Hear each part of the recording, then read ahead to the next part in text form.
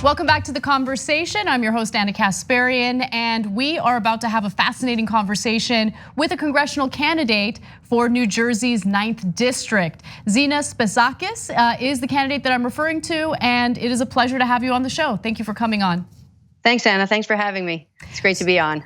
So you have a fascinating story because of where you come from. You have an immigrant part of your history, but you also have this experience working in the belly of the beast, Wall Street.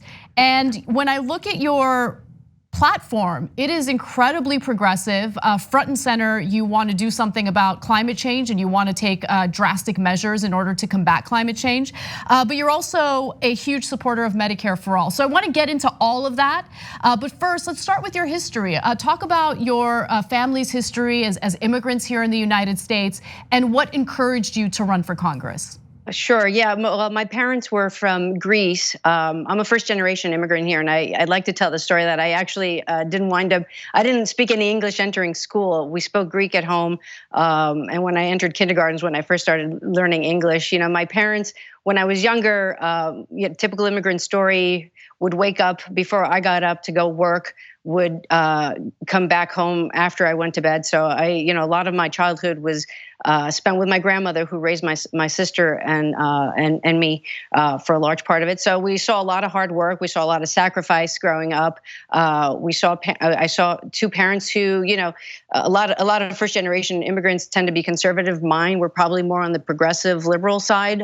They were especially socially, and for me, it was just, that's how you get anywhere. Yeah, this is how you get the American dream. You work hard. You try to educate yourself. My mother really stressed the importance of education. I was lucky enough to get into Stuyvesant High School in New York City, and that really helped me get into a really good college, which kind of, it helped me in a lot of ways. So definitely, yeah. I mean, our stories are pretty similar in that I also didn't speak a word of English when I entered kindergarten, and I remember being like deeply ashamed of that. And so I would wake up extra early to watch Sesame Street and learn English. But it is incredible how you you just fight through it. And I love the fact that you're fighting for some of the big issues in America today, in the world today. And so front and center, as I mentioned earlier, is your battle to combat climate change. So can you talk to me a little bit about that? Sure. Just to put it in a little bit of context, I work in clean energy, and I've also been an environmental activist for years, and I thought I was doing my part with respect to the climate crisis. And I say crisis because it is that at this point. I have two young children, so for me, it's real skin in the game. But when I read the UN's IPCC report last fall, and it told us that we only have about 12 years to really do anything about it, and cut our emissions by about half, is what it said. Otherwise, we face apocalyptic outcomes. That terrified me, and not because we only had 12 or 11 years, but I also study the science. And every single climate model that I've ever analyzed has always overestimated the amount of time we have in which to react. So that 12 years for me was more like 5 or 6, So the urgency was there. And, I live in a blue district. I'd voted Democrat for years, sort of tick down the line in New Jersey. And then I just sort of woke up one day and I said, what has my opponent, Bill Pascrell, really done as far as leadership? Because it's not only just voting for things, and even his record voting for climate isn't that great anyway, but it's also showing vocal leadership, because you are dealing with a bunch of climate deniers on the other side who are swaying the conversation. So it's incumbent upon us as Democrats to really pull that back to where it's supposed to be, to really lean on the science. So I call these folks, a lot of these establishment folks, climate delayers. And quite honestly, Anna, in my book, a climate delayer is worse than the climate denier, because at least with a climate denier, you know what you're getting. Yes. You know what you're getting.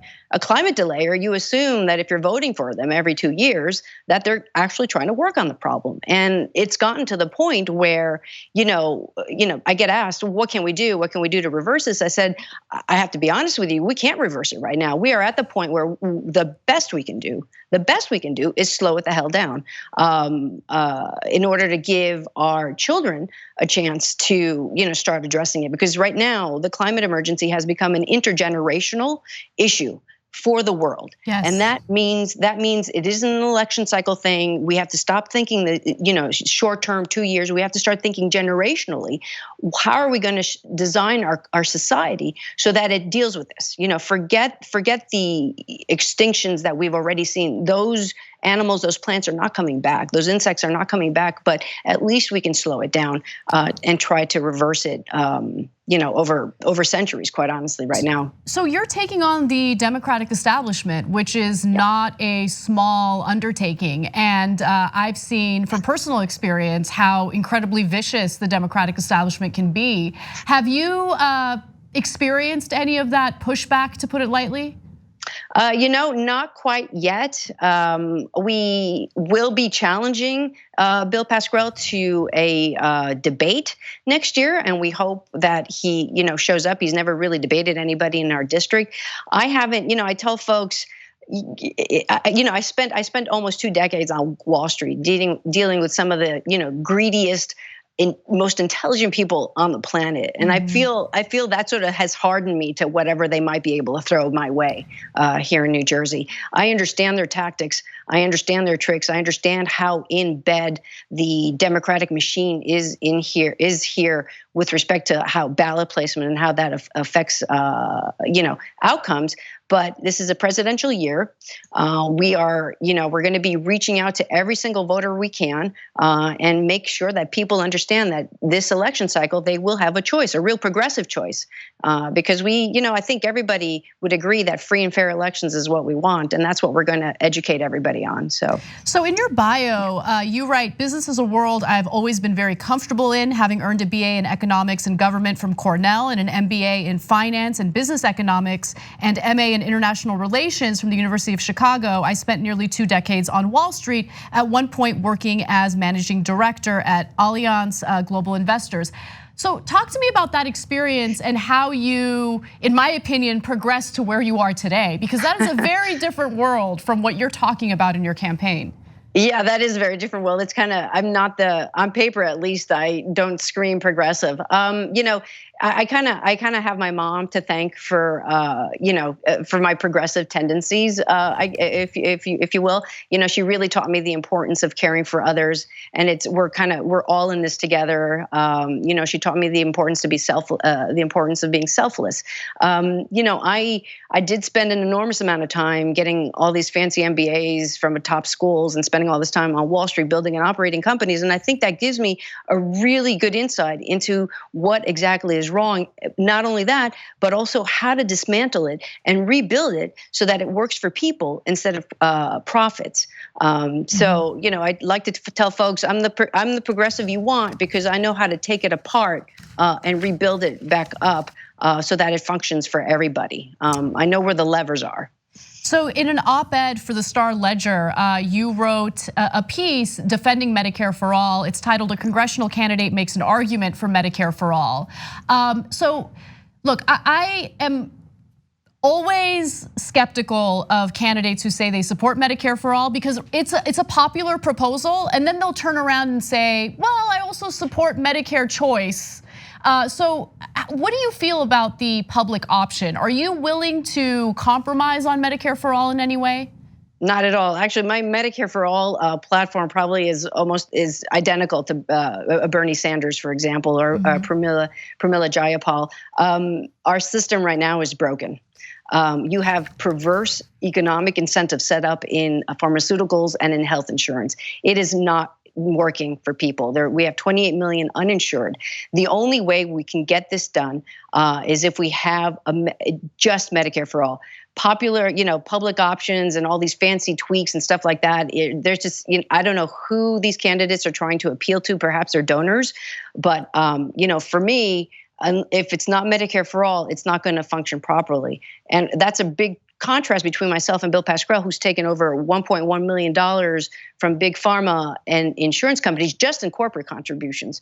So he's not going to support this. And parts of our district here in New Jersey have the highest uninsured rates in the entire state.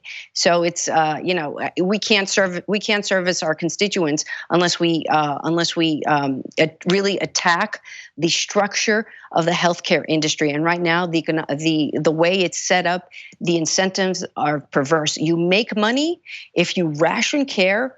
And if you increase premiums, that is backwards. That's backwards to any other developed country as well.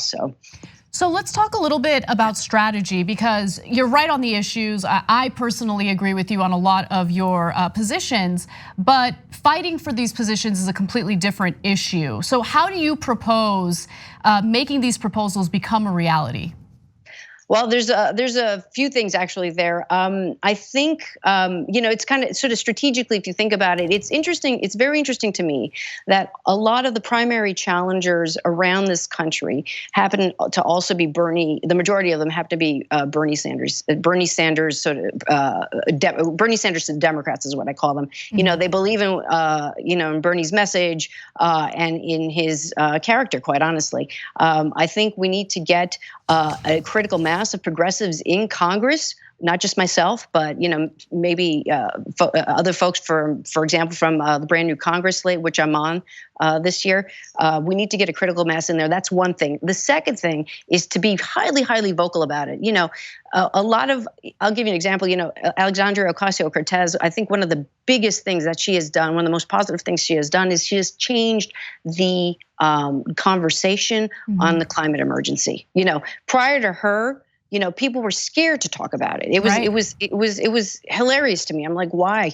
But I think as leaders, we have to be very vocal about it, and we need to be vocal about it, even if it's not politically convenient. Because this is life or death for people who we represent. We cannot be vocal about it. So there's sort of a several pronged attack on how to get this done. But I think a lot of it is if we have strong leaders who are very vocal about it, even a little bit of airtime starts swaying people. Because what the Republican Party has done to great effect, I think, over the last couple of decades, has been to pull the conversation over to the right. Mm-hmm. And so all of a sudden, what we consider center now, I'm old enough to remember what is considered centrist right now was moderate Republican in the early 1990s. Definitely. I just aged myself. No. I mean, you're absolutely right about that. So the Overton window has certainly shifted to the right considerably, and I think you're absolutely right about the action that we need to take in Congress. I love candidates who are primarying centrist Democrats, and we need to fight for them. We need to get them elected into Congress. For anyone watching this interview, if you're interested in supporting Zina, just go to zinaforcongress.com. You can also donate by going to zinaforcongress.com/donate, and you can volunteer by going to zinaforcongress.com/volunteer. Zina, thank you so much for joining us. I really appreciate it. Thank you, Anna. Thanks for watching The Young Turks. Really appreciate it. Another way to show support is through YouTube memberships. You'll get to interact with us more. There's live chat emojis, badges. You've got emojis of me, Anna, John, JR. So those are super fun. But you also get playback of our exclusive member-only shows and specials right after they air. So all of that, all you gotta do is click that join button right underneath the video. Thank you.